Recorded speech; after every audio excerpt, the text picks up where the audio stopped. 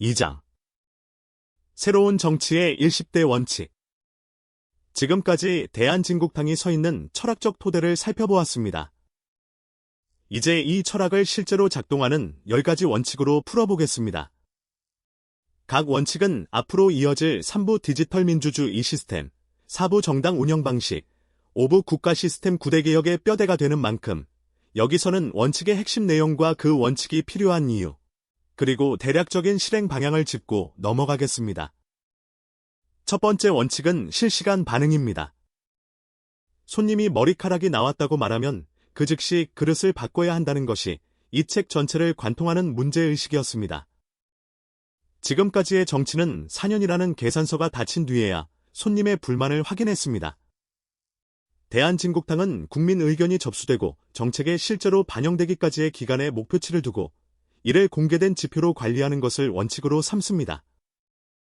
배달 앱이 별점 하나로 사장님의 행동을 바꾸듯 정치도 손님의 목소리가 하루 이틀 안에 담당 부서에 전달되고 그에 대한 공식 답변이 정해진 기한 안에 나오는 구조를 만드는 것이 이 원칙의 핵심입니다. 두 번째 원칙은 완전한 투명성입니다. 유리벽 주방이라는 표현을 앞서 여러 차례 썼습니다.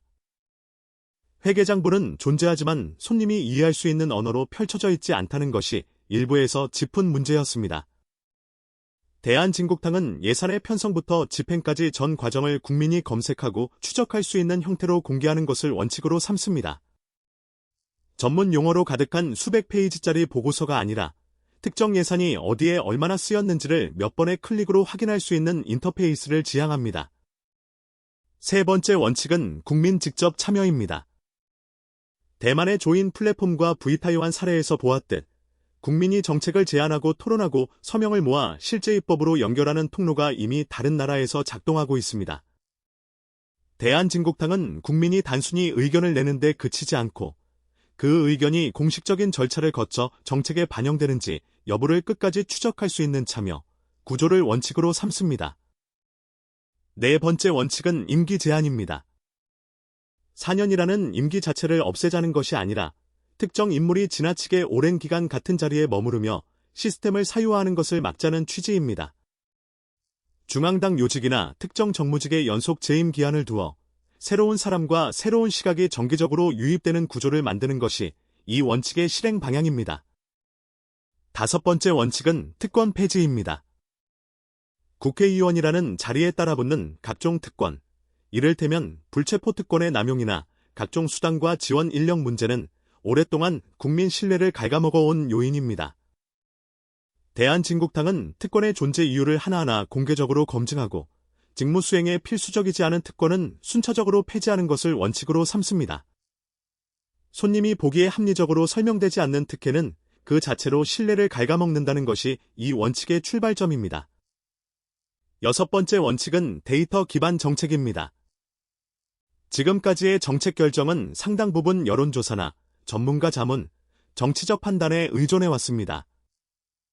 이것이 틀렸다는 것이 아니라 여기에 실시간 데이터를 더하자는 것입니다. 특정 정책이 시행된 이후 실제로 어떤 효과가 나타나고 있는지를 공공 데이터로 상시 추적하고 그 데이터를 근거로 정책을 수정하거나 유지하는 의사결정 구조를 만드는 것이 이 원칙의 핵심입니다. 일곱 번째 원칙은 지방분권입니다. 지금까지 논의한 실시간 반응과 투명성의 원칙은 중앙정부 단위에서만이 아니라 지방자치단체 단위에서도 똑같이 작동해야 합니다.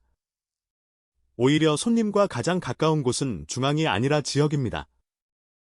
대한진국당은 예산과 권한을 지역으로 넘기되 그 지역 역시 동일한 투명성과 반응성의 기준을 적용받도록 하는 것을 원칙으로 삼습니다. 여덟 번째 원칙은 세대교체입니다. 일부 사장에서 살펴본 인구구조의 변화, 그리고 낮은 청년 투표율 뒤에 숨어있는 참여, 방식의 변화를 떠올려 보겠습니다. 정치 조직의 의사결정 구조에 청년 세대가 형식적으로가 아니라 실질적으로 참여할 수 있는 통로를 제도화하는 것이 이 원칙의 실행 방향입니다. 아홉 번째 원칙은 기술 중립성입니다.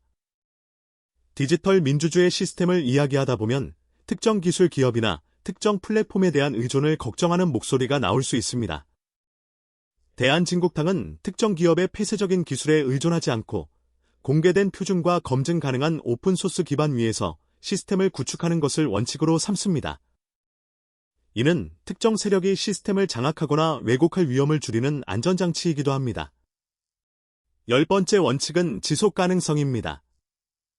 조급하게 끓인 국물이 아니라 오래 우려낸 진국을 지향한다는 이 정당의 이름처럼 모든 개혁은 특정 임기 안에 성과를 내야 한다는 조급함이 아니라 다음 세대까지 이어질 수 있는 구조인지를 기준으로 설계되어야 합니다.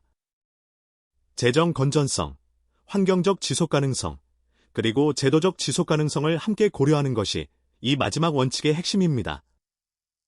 이 10가지 원칙, 실시간 반응, 완전한 투명성, 국민 직접 참여, 임기 제한, 특권 폐지, 데이터 기반 정책, 지방 분권, 세대 교체, 기술 중립성, 지속 가능성은 서로 분리된 항목이 아니라 하나의 그물처럼 얽혀 있습니다.